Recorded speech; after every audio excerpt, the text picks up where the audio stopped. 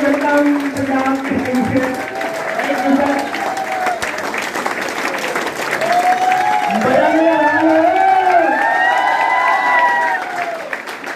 लोग कुछ लोग सोच रहे हैं कि सरदार जी आ गए हैं।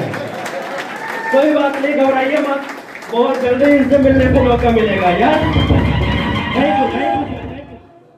एक सम्मान, ऐसा सम्मान, देखिए पंजाब वालों को गुरुओं का सम्मान करना सिखाना नहीं पड़ता, क्योंकि गुरुओं की धरती है। तो हम अपने महागुरु के सम्मान में एक बार आप लोगों से खड़ा होके सर सम्मान जोरदार तालियों के बीच में बुलाने जा रहा हूँ।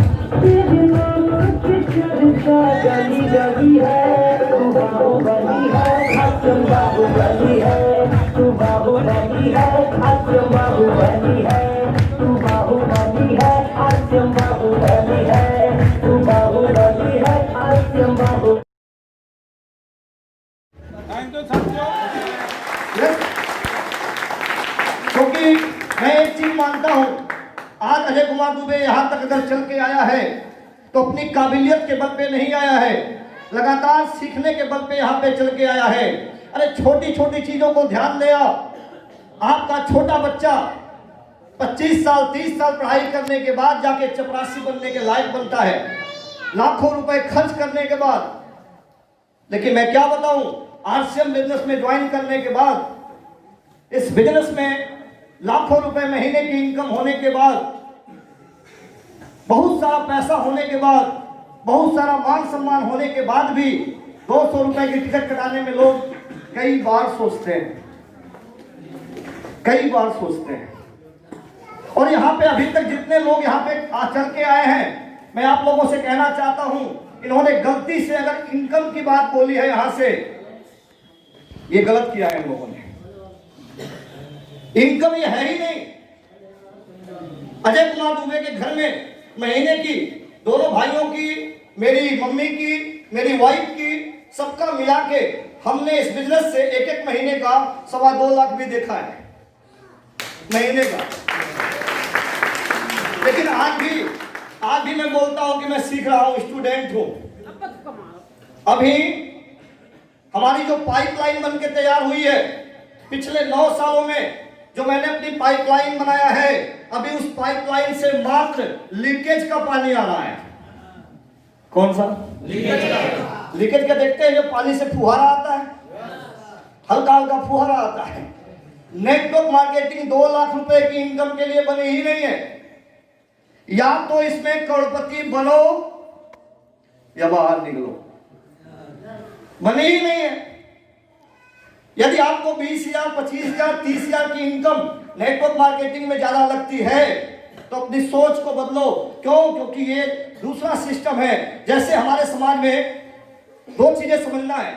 एक तो आप कार देखते हैं, कार कई लोग रखे हुए हैं, कार के स्पीड का मीटर कितना होता है सर? पांडे जी कितना मीटर है ना? 220 किसी का 220 है, किसी का बहुत अच्छी अगर कार है तो 400 या 700 किलोमीटर प्रति घंटे वाली भी कार है इंडिया के अंदर।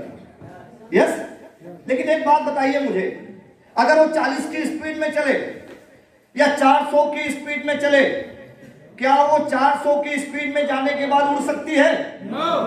उड़ सकती है क्या? क्यों? क्योंकि उसका जो सिस्टम बना है क्या, रोड पे चलने के लिए। यस, इसलिए आप कितना भी अच्छा ड्राइवर को दे दो, कितने भी टैलेंटेड ड्राइवर को दे दो, कितने लाखों की कार खरीद लो, जब तक उसमें उड़ने वाला सिस्टम नहीं लगाओगे, कितना भी स्पीड में दौड़ा लो, उड़ नहीं सकती। जैसे हमारी नौकरी, जैसे हमारी दुकानदारी, कितना भी बड़ा शोरूम खड़ा कर दो, जब तक उसमें ड्राइव करते रहोगे, जब तक टाइम देते रहोगे, जब तक उसके लिए काम करते रहोगे, वो आपकी गाड़ी चलती रहेगी। लेकिन जिस दिन आप खड़े हो जाओगे, आपकी गाड़ी भी खड़ी हो जाएगी। यस, लेकिन नेटवर्क मार्केटिंग हवाई जहाज सिस्टम है।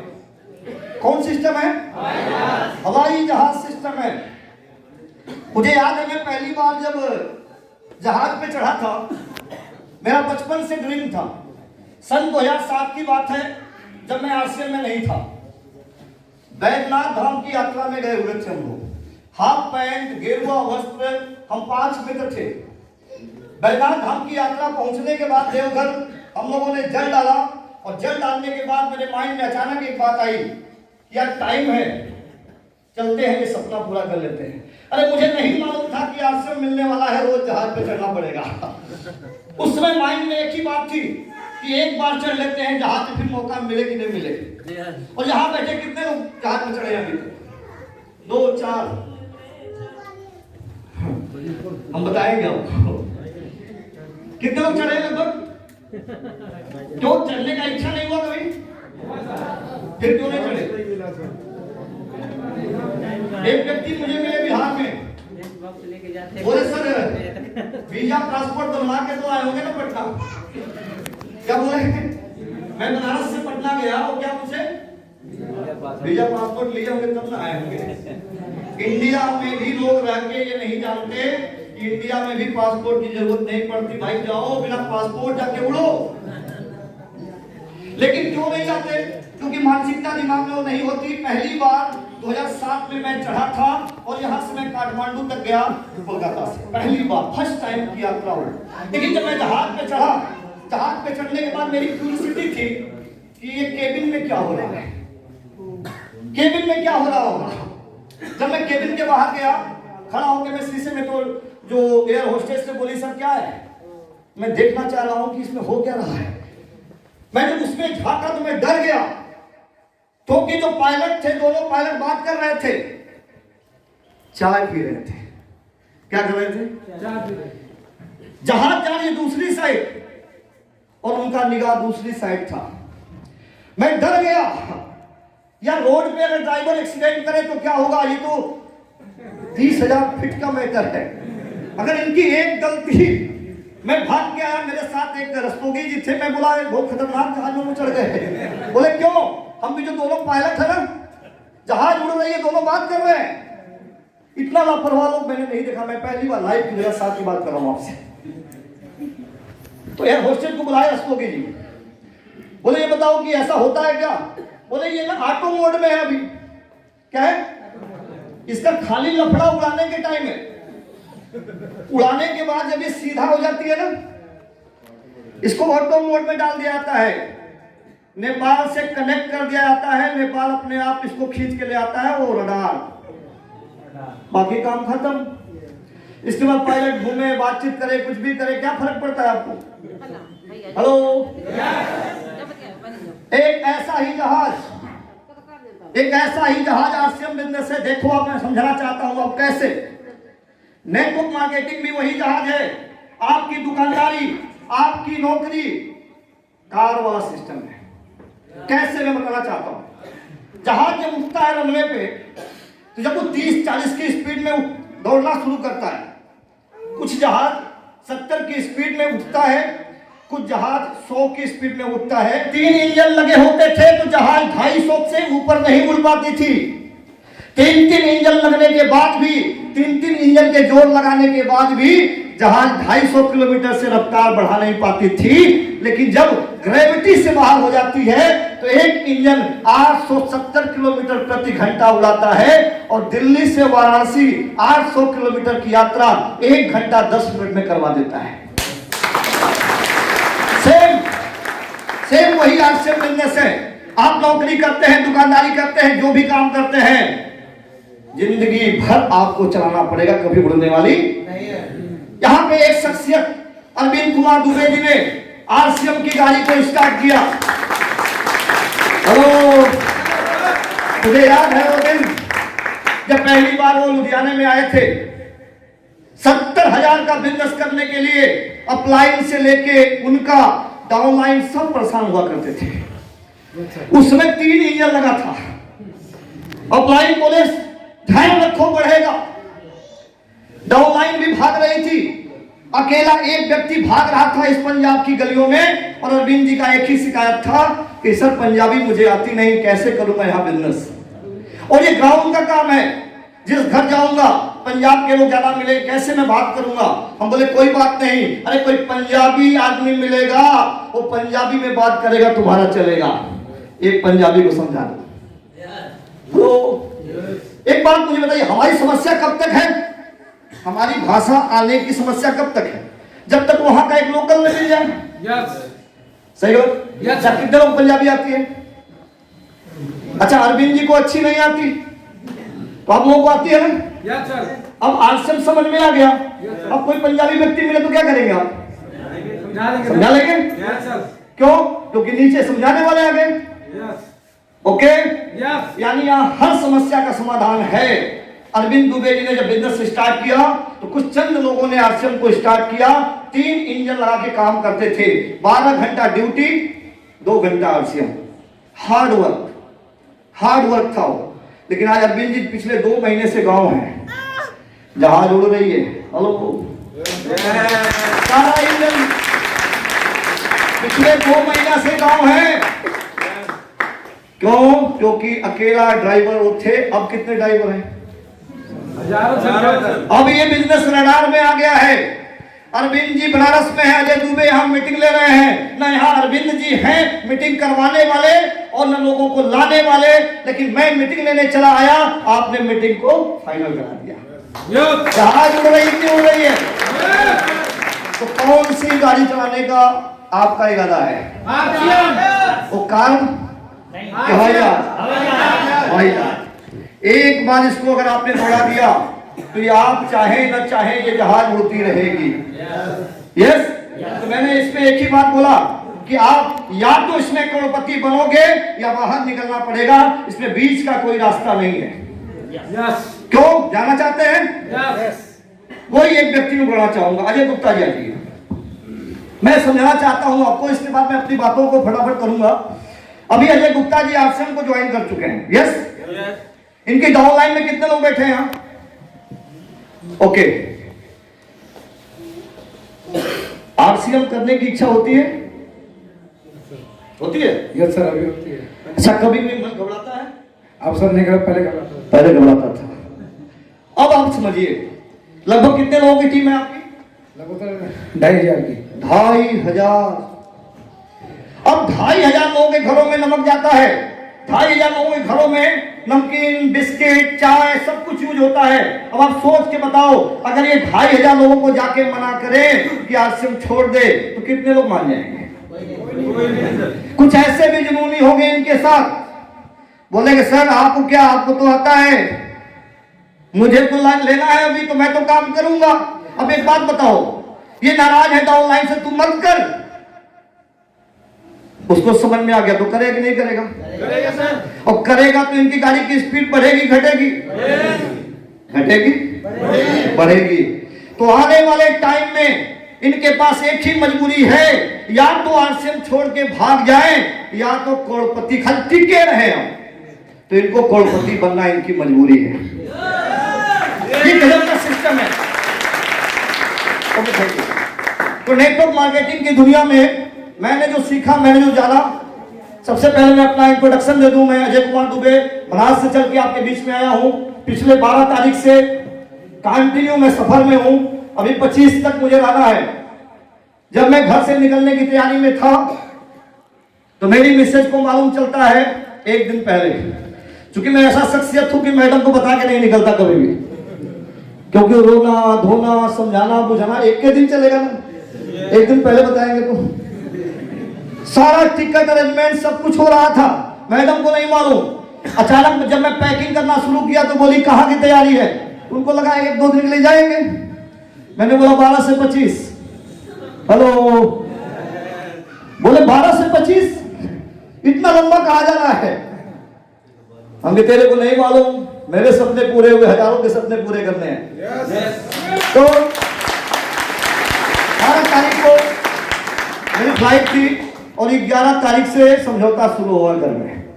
दिवाली है, सब घर आते हैं, आप जा रहे हैं, कोरोना है, कोई मिल जाएगा कोरोना वाला, ये वो, क्या दिक्कत है, बिजनेस तो बढ़ ही रहा है। देखिए अरविंद जी को कि लुधियाना से बनारस आया, बनारस से लुधियाना जा रहा है, उल्टा। क्या मतलब मैं बताऊं आपको? हम बोले मैटर ये नहीं है। मेरे डाउनलाइन में मेरी एक डाउनलाइन, एक प्री डाउनलाइन कार ले रही है 12 तारीख को, और उसने कहा है कि सर आप आएंगे तो कार निकालेंगे वरना कार नहीं निकालेंगे। जयप्रकाश मौर्य। यस।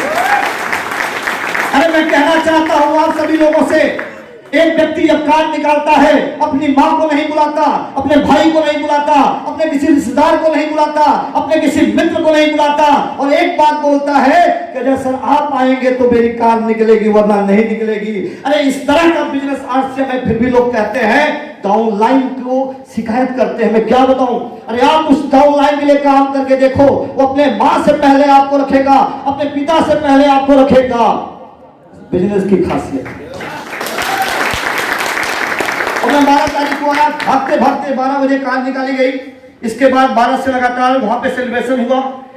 राकेश जी गवाह है। फिर बाई कार दिल्ली से हम 4 लोग आए यहाँ।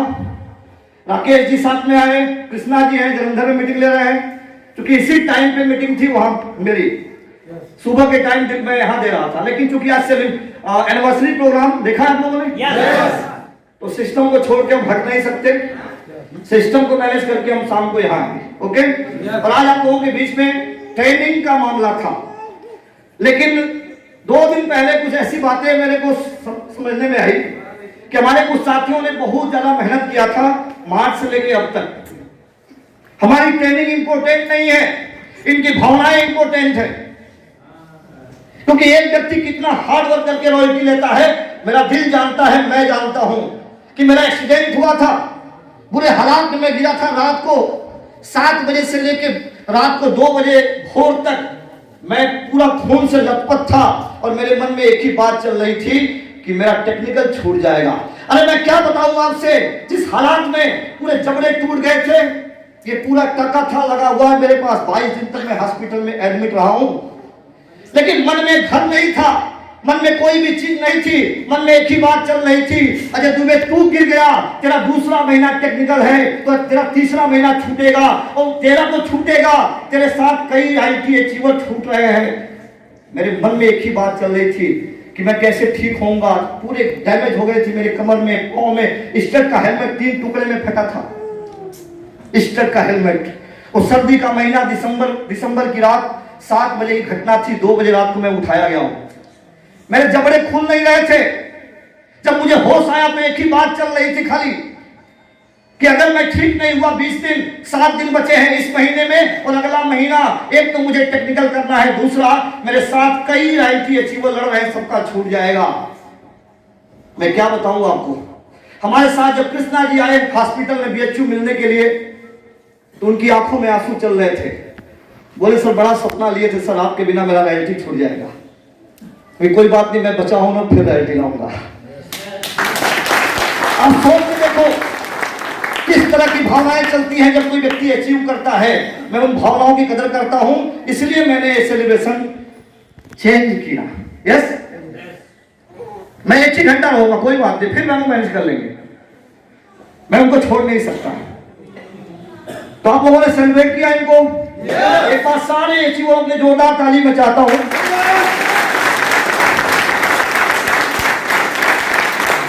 एक खुशखबरी आई है आप लोगों के लिए कि हाल 7 बजे तक ही बुक था, लेकिन देवेंद्र जी की बहादुरी है, इन्होंने सारा एक्स्ट्रा पेमेंट पता नहीं क्या क्या करके 8 बजे तक बुक कर लिया है।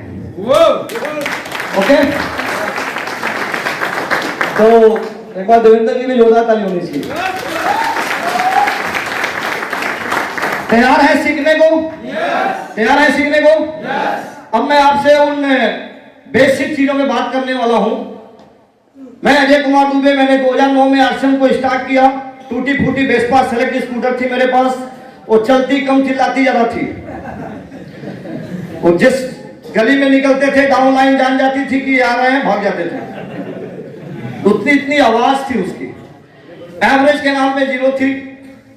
लोग कहते थे कि तू कामयाब नहीं हो पाएगा, लेकिन अंदर से एक आवाज आती थी, मैं कामयाब होके दिखाऊंगा और एक दिन तेरे सीने पे कार चढ़ा के दिखाऊंगा। ये दिल में एक ही बात चलती थी।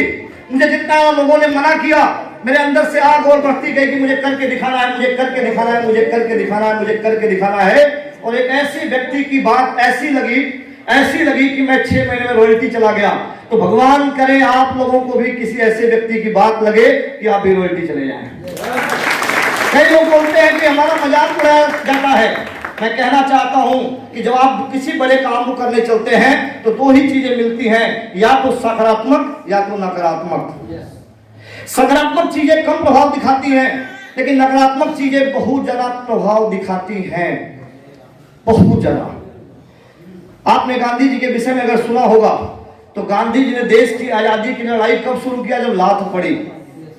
हेलो, कब शुरू किए? लात पड़ी। सकारात्मक था? लात पड़ना सकारात्मक है क्या? क्या है? जब लात पड़ी तो गांधी जी जगे।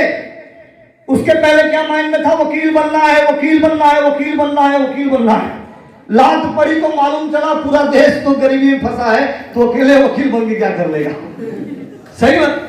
तो जब भी कोई नकारात्मक चीजें होती हैं तो आपके अंदर आग लगती है। संजोग की घटना थी, एक दिन मैं अपने मार्केट में जा रहा था, एक व्यक्ति आए, उम्र में पिता समान थे, गाड़ी रोके और रोकने के बाद मेरी टाई लगी हुई थी, दोपहर का टाइम, गर्मी का, और गर्मी में सूट पहन के निकलने का मतलब आप समझ रहे हैं, मजाक के बात है आप। हाई डिग्री टेम्परेचर था उस समय। व्यक्ति ने रोका, गाड़ी रोकने के बाद बोले कि ये टाई क्या करने का इरादा है? पिता खेती में करते करते तू कौन सा बाबू बनेगा? हम बोले कि आरसीएम कर रहे हैं, आरसीएम लीडर बनेंगे। एक शब्द उन्होंने यूज किया था कि छछुंदर के सर पे चमेली का तेल। क्या बोले थे?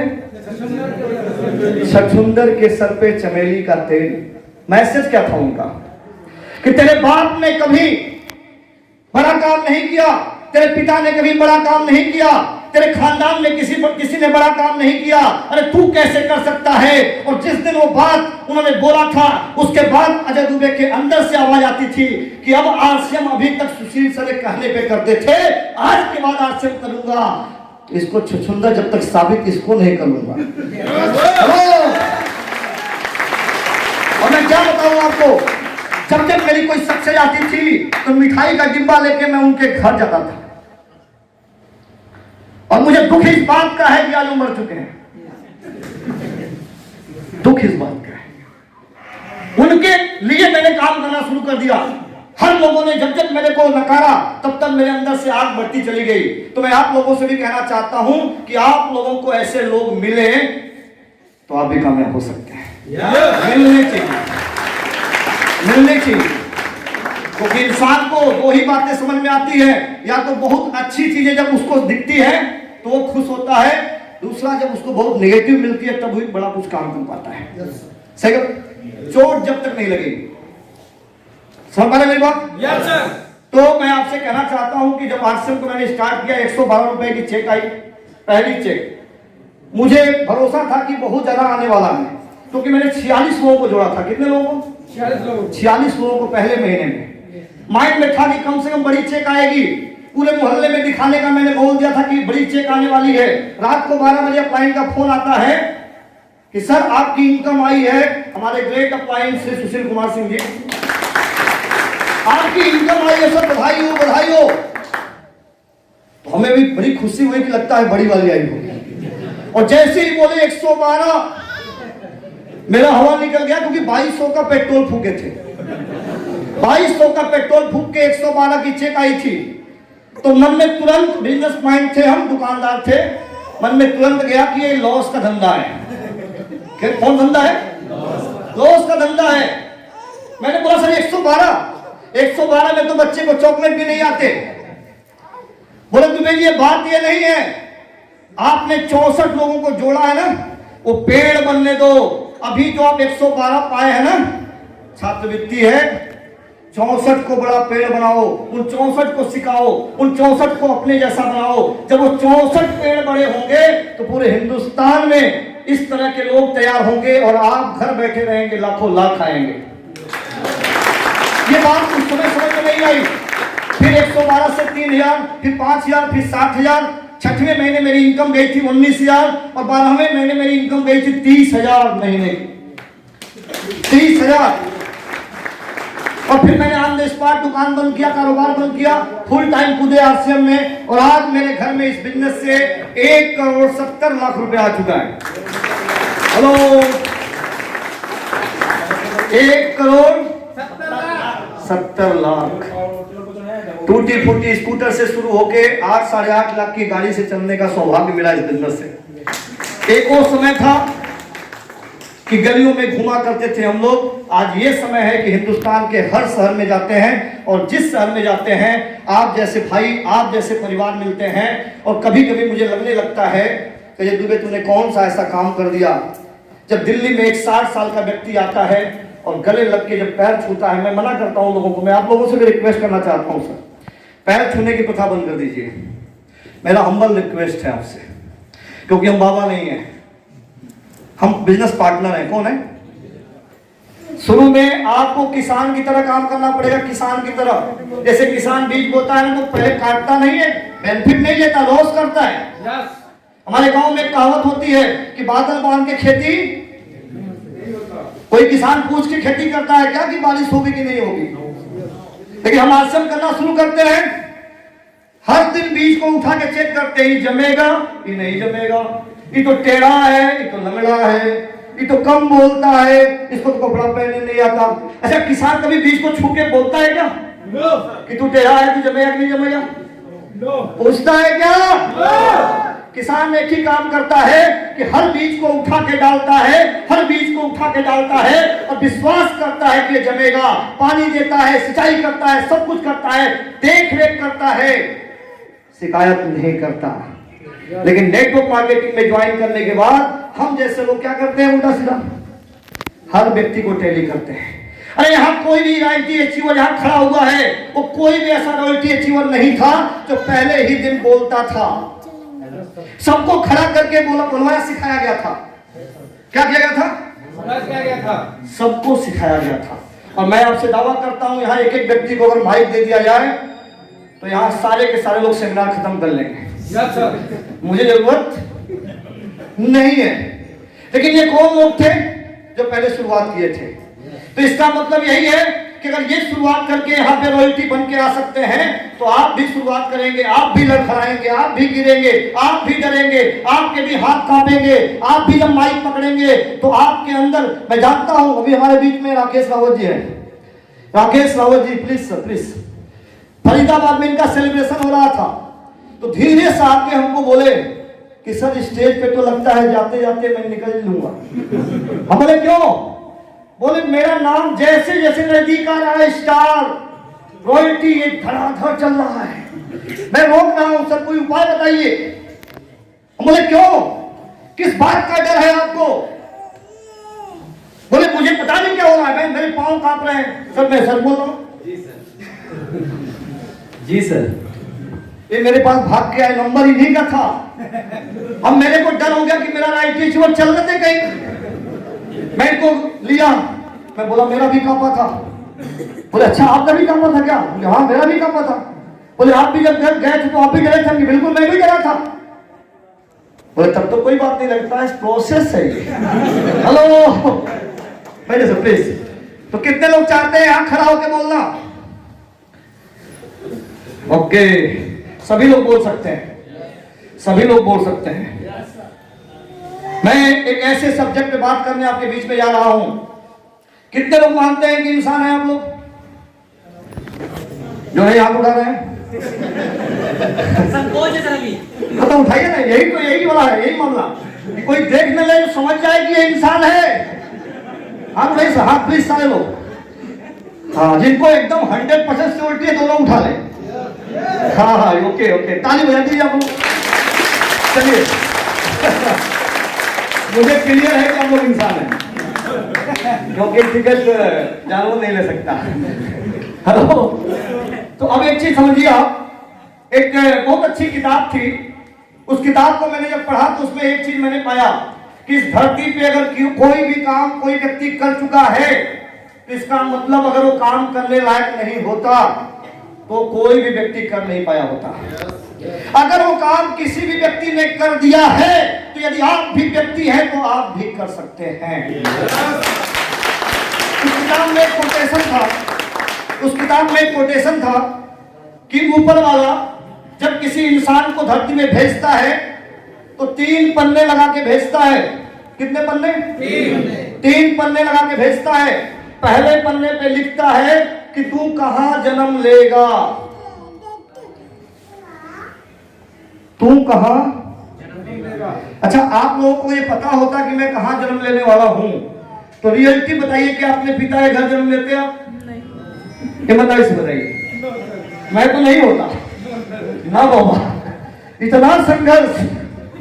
हेलो, ईमानदारी से बताइए सभी लोग, अगर आप लोगों के बस में होता कि मैं कहां पैदा होऊंगा तो क्या आप लोग अपने रियल पिता के घर में पैदा होते? अरे बाप, सच्चाई है। जो बोल रहे हैं मैं उनकी ईमानदारी के लिए ताली जाता हूं भाई। अगर ये मेरे बस में होता मुकेश अंबानी के खानदान में जबरदस्ती पैदा होता। सही लेकिन ये मेरे बस, यानी ऊपर वाला जो पहला पन्ना लगा के भेजता है ना, किसी को बताता नहीं तू कहां पैदा होगा, जापान में होगा कि चाइना में होगा कि हिंदुस्तान में होगा कि पाकिस्तान में होगा। वो पहला पन्ना खुद लिखता है और लिखने के बाद एक ही चीज लिखता है कि तुझे धरती पे जाना है। उस धरती पे आने के बाद दूसरा पन्ना बीच का कोरा छोड़ देता है और तीसरा पन्ना पहले ही भरता है कि तू कहां मरेगा। जान लीजिए, मैं नहीं कह रहा हूं, एक बहुत अच्छी किताब है, वो लिखा हुआ कोटेशन कि 2 पन्ने भर के भेजता है वो, और तीसरा पन्ना उस इंसान को भरने के लिए भेज देता है। ये तुझे भरना है, तू इस पे जानवर लिखेगा। हेलो, क्या लिखेगा? तू भर, तो अपने कर्मों से भर, तेरी मर्जी है जो तू भर। तू नौकरी करते हुए मरेगा या बिजनेस करते हुए मरेगा, तू आम जिंदगी जी के मरेगा या बेमिसाल जिंदगी जी के मरेगा, ये तुझे भरना है। झूठ है तू भर ले, तुझे झूठ है। कदर कुमार दुबे गरीब परिवार में पैदा हुआ जहां 100 रुपए की वैल्यू थी, 1 रुपए की फीस देने की क्षमता नहीं थी घरों में। एक ही बात समझ में आती थी कि मेरी गलती नहीं है, कि ऊपर वाले की गलती है, उसने हम पैदा किया। लेकिन एक चीज मैं कहना चाहता हूं, पैदा होना, गरीब घर में पैदा होना ये आपके बस की बात नहीं है, ये गुनाह नहीं है, लेकिन गरीब बन के मर जाना ये गुनाह है आपके लिए। अगर मौका न हो तो गुनाह नहीं है, अगर मौका है तो गुनाह है। अगर मौका होने के बाद भी आप गरीब मरते हो, मौका होने के बाद भी अगर आप एक नॉर्मल जीवन जी के जाते हो तो ये गुनाह कर रहे हो अपने आप पे। हेलो, कितने लोग मान रहे हैं? गुनाह कर रहे हो आप। अगर उसी आर्ट से मुख करके एक व्यक्ति यहाँ रॉयल्टी बन सकता है, उसी आर्ट से मुख करके एक व्यक्ति यहाँ टेक्निकल बन सकता है, उसी आर्ट से मुख करके एक व्यक्ति पूरे हिंदुस्तान का हीरो बन सकता है, तो आप क्यों नहीं? आप क्यों नहीं? उसी पे एक लाइन है कि पाषाण बनकर जिंदगी, पाषाण यानी पत्थर, पाषाण बनकर जिंदगी तो यूं गुजर जाएगी, अरे मौत का आगोश एक दिन तुझको निकल जाएगी। पाषाण यानी पत्थर बनकर, पत्थर मूर्ति की तरह खड़ा होता है, जब तक उसमें आकार नहीं दिया जाता किसी काम का नहीं होता।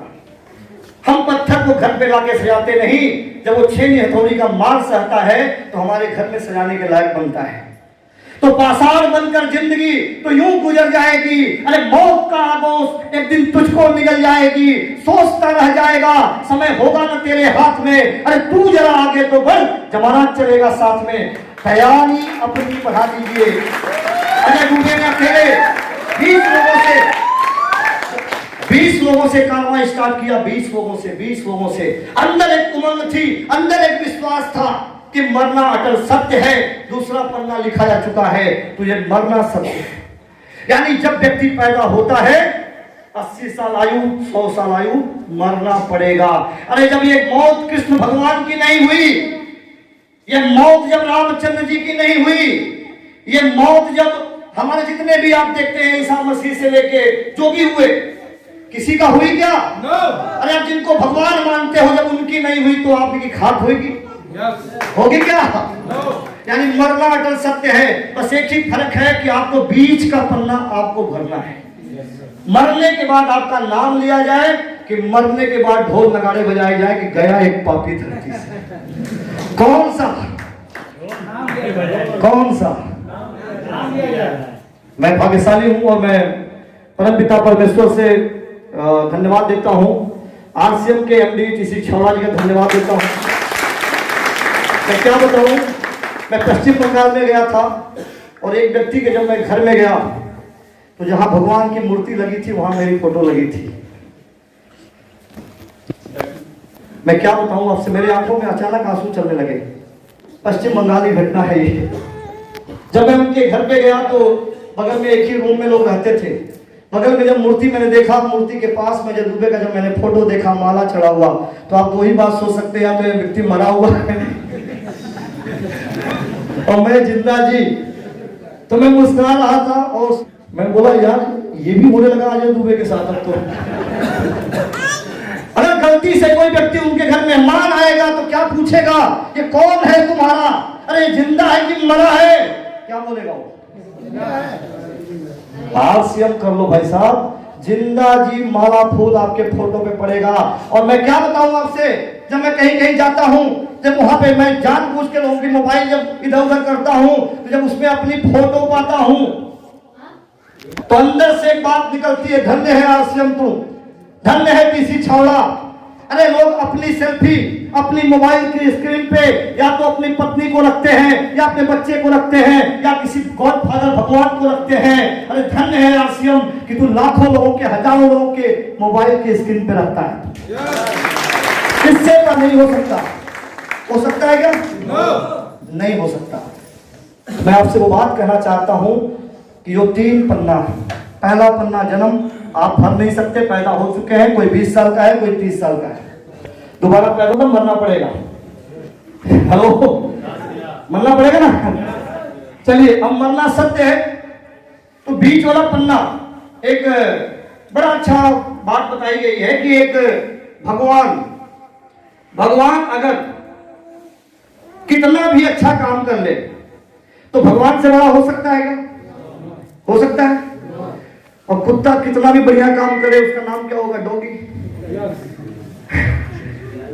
अच्छा, कितना भी अच्छा काम कर ले क्या नाम रहेगा उसका? डॉगी। और कितना भी खराब काम कर ले डॉगी, वो उससे ज्यादा नीचे जा सकता है क्या? हम लोग क्या बोलते हैं समाज में कि यार ये गजब का आदमी है, कुत्ते से बदतर है, तो उससे नीचे हो ही नहीं सकता। तो आपकी मर्जी है बीच वाला खाना। इंसान और उस जानवर में क्या अंतर है कि एक कुत्ता कुत्ते से बदतर नहीं हो सकता और भगवान भगवान से बड़ा नहीं हो सकता, लेकिन इंसान यदि ठान ले तो कुत्ते से बदतर हो सकता है और भगवान से भी बड़ा हो सकता है। तो आपको मौका मिला है आरसीएम में, कितने लोग चाहते हैं कि ऐसा आपके साथ हो? सर करिए प्लीज।